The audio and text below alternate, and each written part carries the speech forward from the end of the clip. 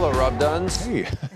Well, thankfully, even though we have things to monitor hurricane-wise, we still have no reason at all to be concerned here locally with Hurricane Erin. Thank goodness. Now, I want to stress that point because this weekend you're going to hear a lot about this hurricane getting a lot stronger. We mentioned during the top of the newscast, it's now increased in strength to make it a Category 2 hurricane on the Saffir-Simpson scale as you look at the most recent numbers here from the Hurricane Center. But as we move through this weekend, it's going to intensify and intensify quickly. In fact, the forecast cone calls for it to be a Category 3 by tomorrow and a Category 4 by Sunday. So while a lot of people are focused rightfully on that, what we're concerned about here locally is when does the turn happen, of course, right? Because that turn to the north means it's going to start to pull away from us eventually.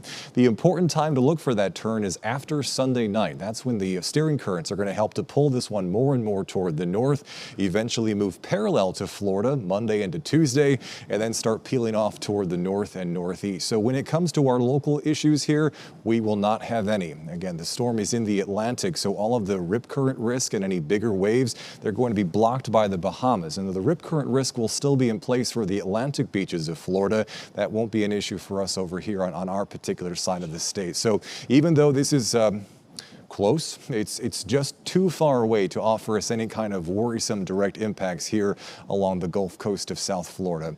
Just to put it one more way here, this is looking at the probability of hurricane force winds. They don't come anywhere close to the peninsula, so the chance of any hurricane force winds in our area is 0%. So lucked out with this one, and we'll keep our fingers crossed that should more systems spin up this year, that just like to this one, the steering currents will work out in our favor.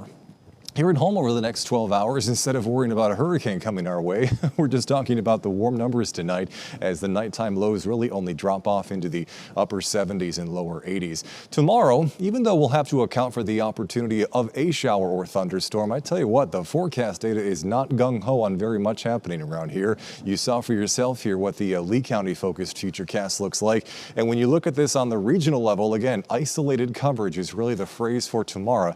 As you can see, the data shows perhaps a few showers and thunderstorms, but not until late afternoon and through the evening, and primarily confined to points south of Fort Myers and south of Cape Coral. So many of us look to miss out on the showers and thunderstorms as we move throughout the day tomorrow.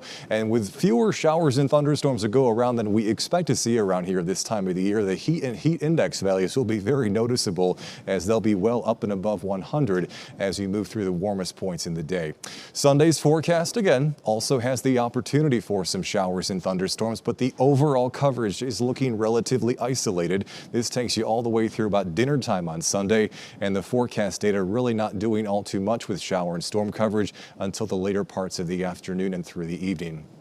While this is going on Sunday, one of those important steering features that's helping to keep Erin away from us will be apparent on the surface map there as a weak front starts to move toward the central Florida area. If that front wasn't there and the steering currents weren't doing what they're doing, we'd probably be having a different conversation tonight. But because of those fronts and because of the steering currents, we don't have to be concerned about Erin. Instead, we're just focused on our local storm chances. And because Erin is going to be moving parallel to the state, look at this. It's likely to pull down some comparatively drier and more stable air on its western side, which means lower rain coverage for us next week, even though it will still be hot and it will still be humid. Back to you.